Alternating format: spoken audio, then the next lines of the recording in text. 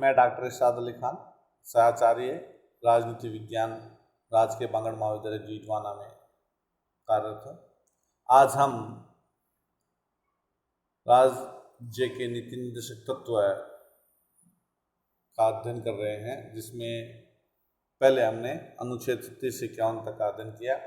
उसमें जो हमने वर्गीकरण बनाए थे वो इस प्रकार से बनाए, जैसे कि अनुच्छेद 36 से 51 तक ये तत्व हैं और अनुच्छेद 36 में राज्य को परिभाषित किया गया, जबकि अनुच्छेद 37 के अंतर्गत इनको शासन में महत्वपूर्ण स्थान मानते हुए इन्हें लागू करना राज्य का कर्तव्य माना गया है। इसके अलावा जैसे हमने अध्ययन किया सामाजिक और आर्थिक न्याय से संबंधित निर्देशक तत्व, जैसे अनुच्छेद 38(1) 44 संशोधन द्वारा जोड़ा गया अनुच्छेद 38(2). इसके अलावा अनुच्छेद 39 क, ख, ग, घ, ड़। इसके अलावा 42वें संविधान संशोधन में 4 जोड़ा गया और क में कुछ संशोधन किया गया। शिक्षा, प्रजातंत्र और पर्यावरण से संबंधित निर्देशक तत्व है, जो अनुच्छेद 45, 47, 48 और 48 क जो बाद जोड़ा गया था और 44 है। प्रशासन से संबंधित निर्देशक तत्व है, जैसे अनुच्छेद 40, 50 जो है उससे संबंधित है। और प्राचीन स्मारकों की रक्षा से संबंधित अनुच्छेदों में जैसे अनुच्छेद 49 है। अंतर्राष्ट्रीय शांति और सुरक्षा से संबंधित निर्देशक तत्वों में अनुच्छेद 51 है। इसके पश्चात हम इसका मूल्यांकन करते हैं, तो सबसे पहले हमें देखते हैं कि इसमें इसकी आलोचना किन किन लोगों ने किस प्रकार से की, उसका अध्ययन करते हैं। जैसे कि राज्य के लिए पहला जो आलोचना आती है, राज्य के लिए कानूनी बाध्यता का अभाव, यानी संविधान ने राज्य के निर्देशक तत्वों को एक और देश के शासन में मूलभूत माना, किंतु साथ ही वे वैधानिक शक्ति प्राप्त या न्याय योग्य नहीं है, अर्थात न्यायालय उपयुक्त सिद्धांतों को क्रियान्वित नहीं कर सकते हैं। अतः आलोचकों की राय में ये तत्व शुभ इच्छा और नैतिक उपदेश यानी मॉरल उपदेश ही है और ऐसी राजनीतिक घोषणा के समान है जिनका कोई संवैधानिक महत्व नहीं हो। यानी नसरुद्दीन ने इस संबंध में कहा है कि ये नववर्ष के प्रथम दिन पास किए गए शुभकामना प्रस्ताव जैसी वस्तु है। इसके अलावा प्रोफेसर वीआर ने उद्देश्यों आकर्षक घोषणा पत्र का, केटी शाह ने कहा कि ये एक ऐसा चेक है जिसका भुगतान बैंक की इच्छा पर छोड़ दिया गया है। प्रोफेसर NR राघवाचार्य ने ये कहा है कि आलोचना करते हुए कि इन सिद्धांतों को कोई भी व्यवहारिक राजनीति की उपेक्षा राजनीतिक दर्शन के रूप में विशिष्ट मान सकता है तथा ये वैभवपूर्ण पदावली में जुड़ी हुई उच्चतम कल्पनाओं और भावनाओं की ऐसी पंक्तियां हैं जिनका संवैधानिक आलोचना अथवा संवैधानिक आलोचक की दृष्टि में महत्व नहीं है।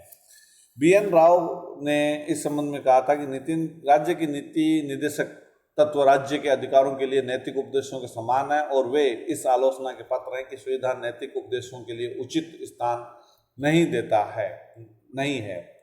इसके बाद में हम दूसरा जो है अस्पष्ट और अतार्किक जो हम अध्ययन करते हैं, उसके अंदर जो अस्पष्ट और अतार्किक रूप में संग्रहित है नीति निर्देशक तत्व, यानी नीति निर्देशक तत्वों के विरुद्ध ये भी आलोचना की जाती है कि ये किसी निश्चित या संगतिपूर्ण दर्शन पर आधारित नहीं है, वे अस्पष्ट है, उनमें क्रमबद्धता का अभाव है तथा और एक ही बात को बार बार दोहराया गया है। उदाहरण के लिए इन तत्वों में पुराने स्मारकों की रक्षा जैसे महत्वपूर्ण प्रश्न अपेक्षाकृत अत्यंत महत्वपूर्ण आर्थिक और सामाजिक प्रश्नों के साथ मिला दिए गए हैं। यानी प्रोफेसर निवासन ये कहता है कि इस अध्याय में कुछ बेढंगे तरीके से आधुनिक को पुरातन के साथ और तर्क तथा विज्ञान द्वारा सुझाए गए उपबंधों को विशुद्ध रूप से भावुकता और पूर्वाग्रह पर आधारित उपबंधों के साथ मिला दिया गया है। यानी प्रोफेसर निवासन ने इस संबंध में कहा है कि संविधान में उद्घोषित निर्देशक सिद्धांत अस्पष्ट है और अवैज्ञानिक रूप से लिपिबद्ध है। साधारण समस्याओं के साथ साथ अधिक महत्वपूर्ण सामाजिक और आर्थिक समस्याओं को इस प्रकार मिला दिया गया है कि उलझन पैदा हो जाती है। इसके बाद में हम कह सकते हैं कि एक प्रभु सत्ता राज्य में अस्वाभाविक और अनुचित है, यानी कि एक प्रभु संपन्न राज्य में इस प्रकार के सिद्धांतों की ग्रहण करना अस्वाभाविक भी लगता है और एक उच्च सत्ता अधीनस्थ सत्ता को आदेश दे सकती है। जैसे कि 1935 के भारतीय शासन अधिनियम में ब्रिटिश संसद द्वारा गवर्नर जनरल गवर्नर को आदेश दिए गए थे, लेकिन एक प्रभुत्व संपन्न राज्य को इस प्रकार के आदेश देने की आवश्यकता पड़े यह अस्वाभाविक जान पड़ता है। विधिवक्ताओं की दृष्टि में एक प्रभुत्वता संपन्न राज्य के लिए इस प्रकार के आदेशों का कोई औचित्य नहीं है। इसके पश्चात जो है संविधान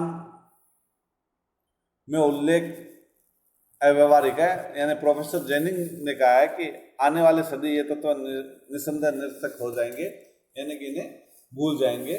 यानी इन तत्वों की व्यवहारिकता व औचित्य को कुछ आलोचकों ने चुनौती दी है। उदाहरण के लिए मद निषेध से संबंधित तत्वों को स्वतंत्र राष्ट्र व्यवस्था के प्रतिपादकों द्वारा उग्र आलोचना की गई। उनका कहना है कि ये तथाकथित सुधार राष्ट्र को पर भार स्वरूप होंगे। इसके अतिरिक्त यह भी कहा गया है कि नैतिकता थोपी नहीं जा सकती। मद निषेध शराबियों को नैतिक प्राणी बनाने के बजाय शराब के अवैध व्यापार को जन्म देगा। यह व्यवस्था इस दृष्टि से भी अव्यवहारिक प्रतीत होती है कि अनेक राज्य सरकारों द्वारा कई बार मद निषेध की व्यवस्था का अंत कर सार्वजनिक क्षेत्र में मद विक्रय गृहों वाइन शॉप्स की व्यवस्था की जाती है। यानी इस संबंध में ये अव्यवहारिक लगता है, यानी निरर्थक है। इसके पश्चात निर्देशक तत्व काल्पनिक आदर्श मात्र हैं। काल्पनिक आदर्श मात्र में ये कह सकते हैं निर्देशक तत्वों में काल्पनिक आदर्शों का चित्रण किया गया है और जिन्हें क्रियान्वित करना निश्चित रूप से बहुत दूर की बात प्रतीत होती है। इसके अलावा जो निर्देशक तत्व का है संवैधानिक गतिरोध से संबंधित है। संवैधानिक गतिरोध होने की आशंका इसमें पैदा होती है और संथानम और दुर्गादास बसु जैसे विद्वानों ने इस संबंध में कहा है कि आशंका पैदा की है कि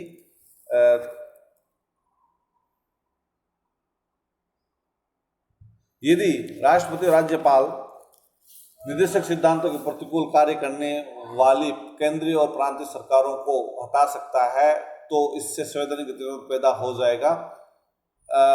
इस प्रकार के संवैधानिक गतिरोध उत्पन्न होने का कारण इनमें ये कह सकते हैं कि हम कि संवैधानिक विधिवक्ताओं ने आशंका व्यक्त की कि तत्व में संवैधानिक द्वंद्व और गतिरोध के कारण भी बन सकते हैं। संविधान सभा में श्रीनिवासन ने आशंका व्यक्त की इन निर्देशक तत्वों के कारण राष्ट्रपति, प्रधानमंत्री, राज्यपाल जैसे अभी पहले मैंने बताया था वो स्थिति पैदा हो सकती है। इसके पश्चात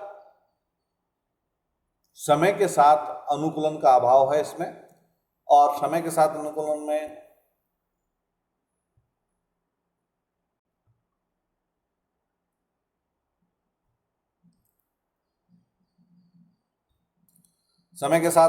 में ये स्थिति पैदा होती है इसमें कि निर्देशक तत्व समय के साथ अनुकूल नहीं हो पाते हैं और समय के साथ साथ ये अपना व्यू अलग तरीके से देने लग जाते हैं। इसमें हम ये कह सकते हैं कि समय के साथ कई तत्व निरर्थक हो जाते हैं। पर्याप्त योजना के अभाव में क्रियान्वयन की समस्या रहती है इसमें, जैसे कि यदि कोई योजना नहीं बनाई जाती है तो इन्हें लागू करने की समस्या पैदा हो जाती है, यानी पर्याप्त रूप का नहीं कर सकते। फिर भी हम ये कहते हैं कि निर्देशक तत्वों का अपना एक अलग महत्व है, क्योंकि ये अनेक देशों में है, आलोचना की गई है, तो ये नहीं मान लेना चाहिए कि बिल्कुल व्यर्थ और महत्वहीन है। वास्तव में संवैधानिक व्यवहारिक दृष्टिकोण से नीति निर्देशक तत्वों का बहुत अधिक महत्व है। नीति निर्देशक तत्वों का महत्व का अध्ययन हम इस प्रकार कर सकते हैं। जैसे पहला हम कह सकते हैं कि डॉक्टर भीमराव अंबेडकर ने इस संदर्भ में कहा है कि यह कहा जाता है कि निर्देशक सिद्धांत कोई विधिक शक्ति नहीं रखते हैं। मैं इसे मानने के लिए तैयार नहीं हूँ और मैं यह भी मानने को तैयार नहीं हूँ कि उनमें किसी प्रकार की बाध्यता का बल ही नहीं है, ना तो मैं यह भी स्वीकार करने को तैयार हूँ कि वे निरर्थक हैं क्योंकि कानूनी दृष्टि से उनमें कोई बल नहीं है। यानी स्वयं भीमराव अम्बेडकर ने इस संदर्भ में कहा था।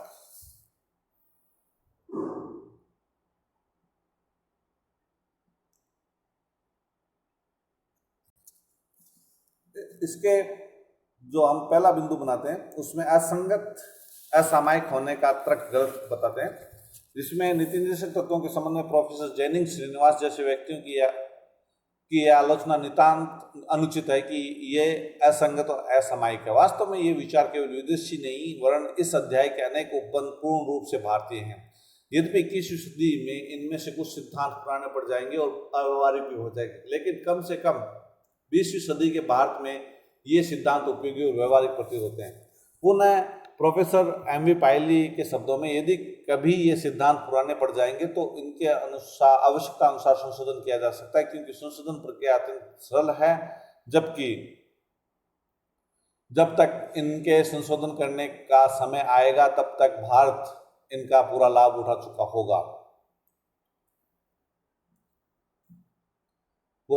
चुका होगा, और भारत भूमि में आर्थिक लोकतंत्र की जड़ें गहरी हो चुकी होंगी। संविधान का निर्माण वर्तमान समस्याओं को सुलझाने के लिए होता है। यदि हम वर्तमान का निर्माण सुदृढ़ नींव पर करें तो भविष्य की चिंता करने की कोई आवश्यकता नहीं रहेगी। निर्देशक तत्व जो है जनमत की शक्ति है, यानी जनमत की शक्ति के संबंध में यद्यपि इन निर्देशक तत्वों को न्यायालय द्वारा चयन नहीं किया जा सकता, लेकिन इसके पीछे जनमत की सत्ता होती है, जो प्रजातंत्र का सबसे बड़ा न्यायालय है। अतः है जनता के प्रति उत्तरदायी कोई भी सरकार इनकी अवहेलना का साहस नहीं कर सकती। शासन द्वारा किया गया इनका बार बार उल्लंघन देश में शक्तिशाली विरोध का जन्म देगा। व्यवस्थापिका के भीतर शासन को विरोधी दल के प्रहारों का सामना करना पड़ेगा और व्यवस्थापिका के बाहर इसे निर्वाचन के समय निर्वाचकों को जवाब देना होगा। निर्देशक तत्वों के पीछे जनमत की इस शक्ति का कारण शासक दल को इनकी क्रियान्विति के प्रति पर्याप्त उत्साह का परिचय देना होगा। प्रोफेसर पायली के शब्दों में, ये निर्देशक तत्व राष्ट्रीय चेतना के आधारभूत तत्वों का निर्माण करते हैं और जिनके द्वारा इन तत्वों का उल्लंघन किया जाता है वे ऐसा कार्य उत्तरदायित्व की स्थिति से अलग होने की जोखिम पर ही करते हैं। आलोचक राघवाचारी भी स्वीकार करते हैं कि जो भी शासन सत्ता पर आधिपत्य बना ले उसे इस अनुदेश पात्र का सम्मान करना ही होगा। आगामी आम चुनाव में उसे इस संबंध में निर्वाचकों को जवाब देना होगा। अलाधिकार स्वामी अय्यर ने संविधान सभा में ठीक ही कहा था कि कोई भी लोकप्रिय मंत्रिमंडल संविधान के चतुर्थ भाग के उपबंधों के उल्लंघन का साहस नहीं कर सकता। इसके बाद में चरम सीमाओं सुरक्षा के बारे में, यानी हमारे संविधान निर्माता इस तथ्य से परिपूर्ण परिचित है कि प्रजातांत्रिक राज्य में परिवर्तनशील जनमत के परिणाम स्वरूप विभिन्न समयों में विभिन्न राजनीतिक दल सत्तारूढ़ हो सकते हैं। कभी दक्षिणपंथी दल शासन सत्ता पर अधिकार कर सकता है और कभी कोई वामपंथी दल। निर्देशक तत्व दोनों प्रकार के सरकारों को मर्यादित रखेंगे, उन्हें किसी प्रकार का एक तरफा व्यवहार करने से रोकेंगे। श्री अमरनंदी के अनुसार संविधान के निर्देशक तत्व इस बात का आश्वासन देता है कि अनुदार दल अपनी नीति के निर्धारण में इन तत्वों का पूर्ण अवहेलना नहीं कर सकेगा और एक उग्रगामी दल अपने दल के आर्थिक और अन्य कार्यक्रम को पूरा करने के लिए संविधान का अंत करना आवश्यक नहीं समझेगा। इस तत्व वाम और दक्षिण पंथ की चरम सीमाओं से सुरक्षा प्रदान करता है। कमजोर वर्गों का सारा राज्य के निर्देशित तत्वों में जैसे अनुच्छेद 39 है या जो अन्य 43 जो भी है, जो अन्य है शिक्षा संबंधित जो भी है, वो कमजोर वर्ग की सहायता में अच्छा योगदान देते हैं। इसके बाद में उच्च नैतिक आदर्श जो है वह स्थापना करता है, या नैतिक आदर्शों के रूप में महत्व है इसका। यदि निर्देशक तत्वों को केवल नैतिक धारणा ही मान लिया जाए तो इससे रूप में भी उनका अपार महत्व है। ब्रिटेन में मैग्ना कार्टा, फ्रांस में मानवीय नैतिक अधिकारों नागरिक अधिकारों की घोषणा, अमेरिका के संविधान में प्रस्तावना को कोई कानूनी अनुशक्ति प्राप्त नहीं रही है, फिर भी इन देशों के इतिहास पर इनका प्रभाव पड़ा है। इस प्रकार उचित रूप में यह आशा की जा सकती है कि निर्देशक तत्व भारतीय शासन की नीति को निर्देशित और प्रभावित करेंगे। एलन ग्लैडहिल के शब्दों में, अनगिनत व्यक्तियों के जीवन नैतिक आदर्शों के फलस्वरूप सुधरे हैं और ऐसे उदाहरण भी मिलने कठिन नहीं है जबकि उच्च नैतिक आदर्शों को राष्ट्र का इतिहास का प्रभाव पड़ा हो। यानी इसमें ये कहा एलन ग्लैडहिल ने, अधिकांश निर्देशक तत्व प्रत्येक उत्तर घोषणा पत्र में पाए जाएंगे। इन तत्वों को केवल आदर्श और अच्छी व्यवस्था कहकर छोड़ना व्यर्थ होगा। असंख्य व्यक्तियों का जीवन उनके मस्तिष्क से टकराने वाले नैतिक आदर्शों के कारण सुधर जाएगा और तथा ऐसे उदाहरण भी अवश्य मिल जाएंगे जबकि उच्च नैतिक आदर्शों का राष्ट्र के इतिहास पर प्रभाव पड़ा है। इसके पश्चात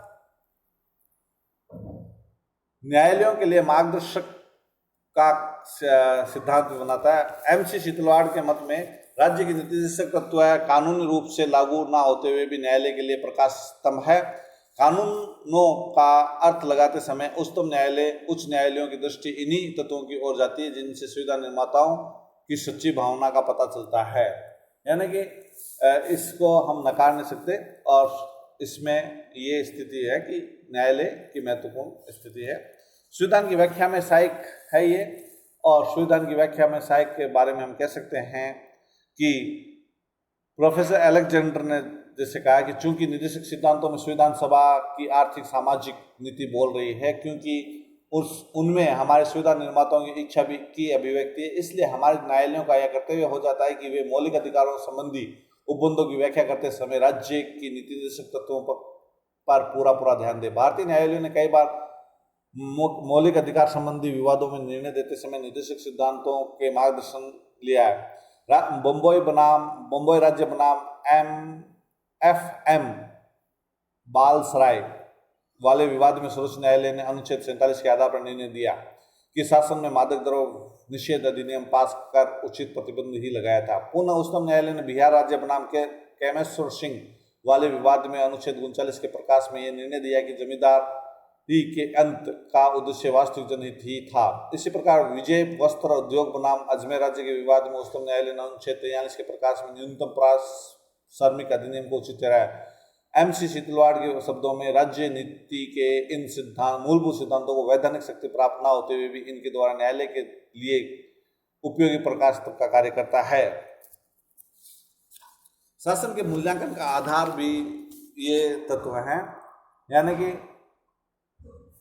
इन तत्वों द्वारा जनता को शासन की सफलता व असफलता की जांच करने का मापदंड भी प्रदान करती है। भारतीय परिस्थिति के अनुकूल है ये। प्रोफेसर MV वाइली के अनुसार ये कह सकते हैं कि इन्होंने कहा कि यदि हम वर्तमान का निर्माण सुदृढ़ नींव पर करें तो भविष्य की चिंता करने की कोई आवश्यकता नहीं रहेगी। कार्यपालिका प्रधान इनका दुरुपयोग नहीं कर सकता।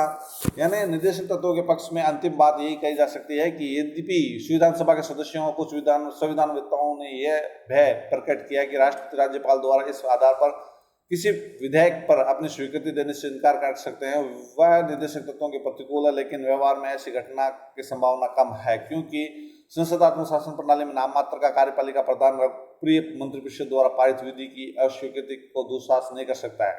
डॉक्टर अंबेडकर के शब्दों में विधायक का द्वारा पारित विधि को अस्वीकृत करने के लिए राष्ट्रपति या राज्यपाल निर्देशक तत्वों को आधार नहीं बना सकते। इसके पश्चात जो है शासन द्वारा निर्मित नीतियों की नियंत्रणता में सहायता देता है, जैसे कि शिक्षा का अधिकार बनाया गया, मिड डे मील योजना बनाई गई, पंचायत राज की स्थापना की गई है। इसी प्रकार अनेक प्रकार के जो नीतियां बनाई वो इसी के तहत बनाई गई है, जो लोक कल्याणकारी का आधार स्तंभ होता है। विपक्ष का प्रमुख हथियार भी है। संविधान निर्माता जो विशेषज्ञ थे, विशेष रूप से हम कह सकते हैं DD बसु ने, इसलिए इसे विपक्ष के हाथ में एक अस्त्र माना है कि वह सरकार को, यानी जो सरकार में दल है उसको सचेत करे। इसके पश्चात हम इसमें विशेष रूप से हम कह सकते हैं कि निर्देशक तत्व भारतीय राजनीति के सर्वोच्च सिद्धांत सर्वोच्च न्यायालय के न्यायाधीश श्री केनिया ने गोपालन बनाम मद्रास राज्य के विवाद में निर्णय देते हुए कहा कि क्योंकि राज्य के निर्देशक तत्व संविधान में शामिल है, इसलिए वे बहुमत दल के अस्थायी आदेश मात्र ही नहीं है, वरन उनमें राष्ट्र की बुद्धिमत्ता पूर्ण स्वीकृति बोल रही है, जो संविधान सभा के माध्यम से व्यक्त हुई थी। इसके पश्चात हम जो अध्ययन करते हैं वो इसमें निर्देशक तत्वों का क्रियान्वयन किस प्रकार होता है और क्या क्या क्या किया गया आज तक, उसका हम संक्षिप्त में अध्ययन करें। जैसे कि नीति निर्देशक तत्वों के क्रियान्वयन की समस्या पुलिस राज्य के कल्याणकारी राज्य और संविधान द्वारा स्थापित राजनीतिक लोकतंत्र को आर्थिक सामाजिक लोकतंत्र में परिवर्तित कर सकने की समस्या है। नीति निर्देशक तत्वों में अनेक बातें कही गई है, लेकिन यदि निर्देशक तत्वों का कोई लक्ष्य बतलाया जा सकता है तो वह है आर्थिक सामाजिक न्याय। निर्देशक तत्वों में आर्थिक सामाजिक न्याय से संबंधित प्रमुख बातें हैं: अधिकतम संभव सीमा तक आर्थिक समानता की स्थापना, सभी व्यक्तियों के लिए आजीविका के साधन, बालक, महिलाओं, युवकों, श्रमिकों सभी सहित सभी व्यक्तियों का शोषण से रक्षा, छोटे कृषकों, भूमिहीन कृषि मजदूरों के हितों की रक्षा, असहाय व्यक्तियों का राजकीय सहायता तथा सभी व्यक्तियों के लिए कानूनी योग्य न्याय प्राप्ति आदि।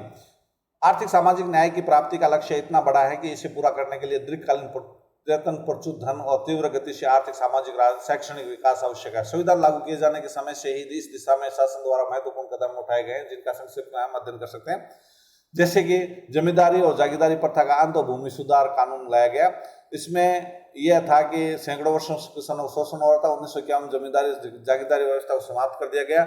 इसके साथ ही 1951 से लेकर आज तक अनेक भूमि सुधार कानून पारित किए गए। इन भूमि सुधार कानूनों को संविधान की 9वीं अनुसूची में रखते हुए उच्च संवैधानिक स्थिति प्रदान की गई। इन भूमि सुधार कानूनों का सर्वप्रमुख लक्ष्य है भूमि जोतने वाले का अधिकार।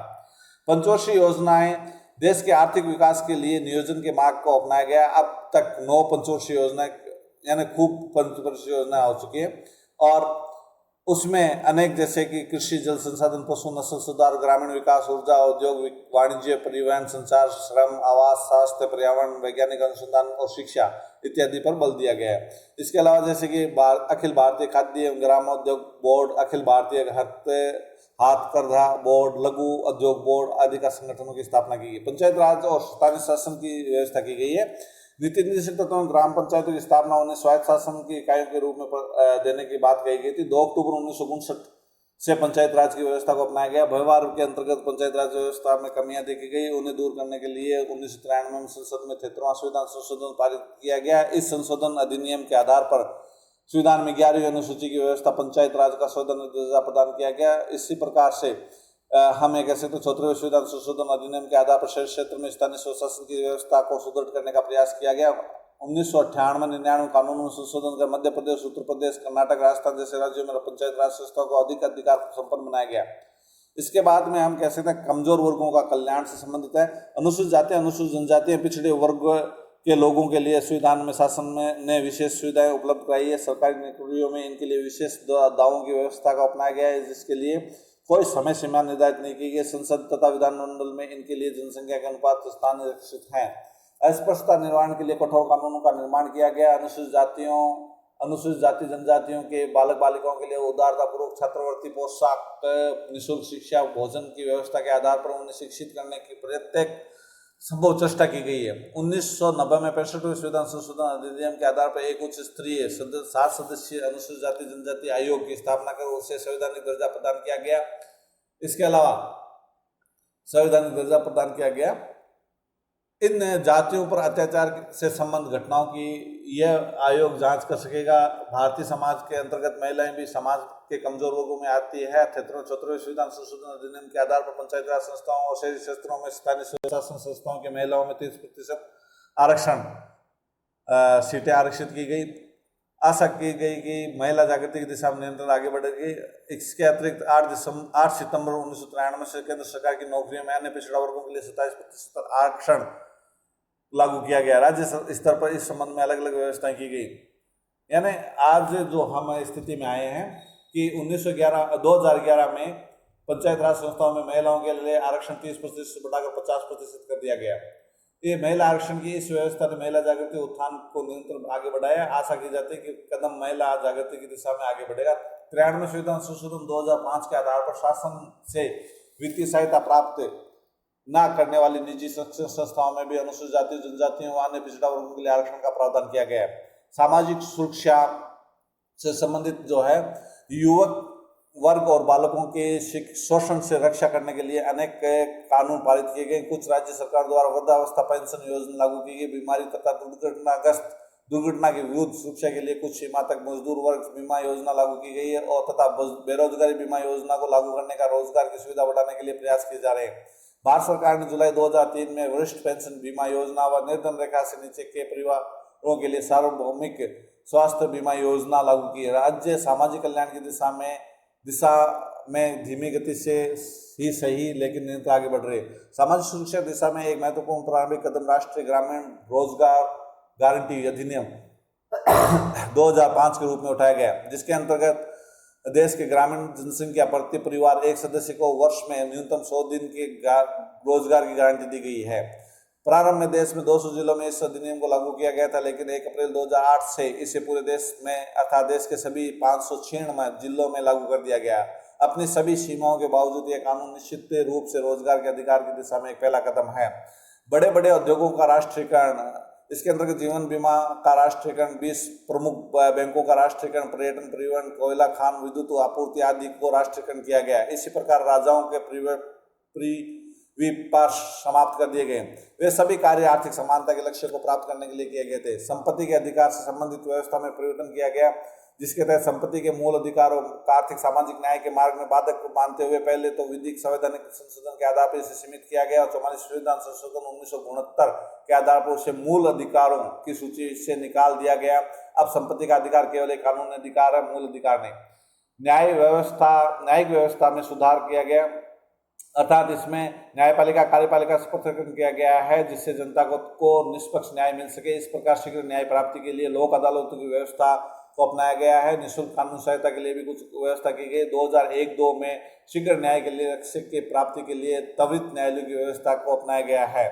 इसमें हम ये कह सकते हैं कि उपयुक्त में 1975 में बंधक मजदूरी की समाप्ति, स्त्री पुरुष के समान वेतनमान मिलने कानून में पारित किया गया और 1989-92 के वर्षों में छोटे किसानों कारीगरों को छोटे ऋणों को माफ किया गया। 1996-2003 में बाल श्रम की स्थिति को समाप्त करने के लिए प्रयत्न किए जा रहे हैं। केंद्र सरकार द्वारा कुछ राज्य सरकार द्वारा जरूरतमंदों में वृद्ध व्यक्तियों के लिए वृद्धा पेंशन योजना पिछले कुछ वर्षों से चलाई जा रही है। 2000 और 2001 में राष्ट्रीय केंद्रीय बजट में सीमित रूप से विशेष जरूरतमंद वृद्ध व्यक्तियों के लिए मुफ्त अनाज वितरण की योजना अन्नपूर्णा योजना बनाई गई है। इसके अलावा राष्ट्रीय ग्रामीण रोजगार गारंटी विधेयक 2004 पारित करके 2005 से उसे लागू किया गया है। यानी कि इसमें हम ये कह सकते हैं कि अब जो 150 दिन का रोजगार दिया जाएगा, सही दिशा में पहला एक कदम है ये। इसके अलावा न्यायिक व्यवस्था में सुधार के लिए भी प्रयास किया गया। न्यायिक व्यवस्था में सुधार के संबंध में कह सकते हैं कि न्यायालयों का कार्यपालिका से पृथक्करण किया गया है, त्वरित न्यायालय की व्यवस्था की गई। अनिवार्य निःशुल्क शिक्षा, प्राथमिक शिक्षा का अधिकार प्रदान किया गया। 45 जो अनुच्छेद था, निःशुल्क और अनिवार्य शिक्षा की व्यवस्था करने का निर्देश दिया गया था। इस निर्देश के अनुसार 2002 में 86वें संविधान संशोधन लाकर प्रारंभिक शिक्षा के मूल अधिकार की व्यवस्था को करते हुए उसमें 6 यानी 21A में जोड़ दिया गया। 6 से लेकर 14 वर्ष तक के सभी बालकों को अनिवार्य निःशुल्क शिक्षा देने को बाध्य होगा राज्य। इस लक्ष्य की प्राप्ति हेतु सर्व शिक्षा अभियान चलाया गया और विद्यालयों में मध्य अवकाश भोजन यानी मिड डे मील्स की व्यवस्था की गई। शिक्षा का मूल अधिकार दिसंबर 2002 में स्वीकार कर लिया गया था, लेकिन जुलाई 2009 ईस्वी तक यह अधिकार मात्र एक घोषणा थी। अगस्त 2009 में गजट नोटिफिकेशन जारी करते हुए इसे कानून रूप प्रदान किया गया। 1 अप्रैल 2010 से लागू कर दिया गया। इस अधिकार को कानूनी रूप से प्रदान करने का उद्देश्य यह था कि 6 से 14 वर्ष तक की उम्र के सभी बच्चों को वास्तव में अनिवार्य निःशुल्क शिक्षा, गुणवत्तापूर्ण शिक्षा प्राप्त हो। इस हेतु समस्त आवश्यक व्यवस्था करना राज्य का दायित्व होगा। हमारी समस्त व्यवस्था के संदर्भ में ये निश्चित रूप से एक क्रांतिकारी कदम है। इसके अतिरिक्त इस दिशा में अन्य कार्य किए गए, जैसे 1975 में बंधक मजदूरी की समाप्ति, स्त्री पुरुष को समान वेतन और केंद्र द्वारा पिछड़े वर्गों को आरक्षण। 1997 में सर्वोच्च न्यायालय ने सरकार को निर्देश दिया कि 6 माह में बाल मजदूर समाप्ति कर दी जाए। अन्य बाल पुनर्स्थापना कल्याण कोष की स्थापना के लिए भी प्रयास किए गए। आज इतना ही, धन्यवाद।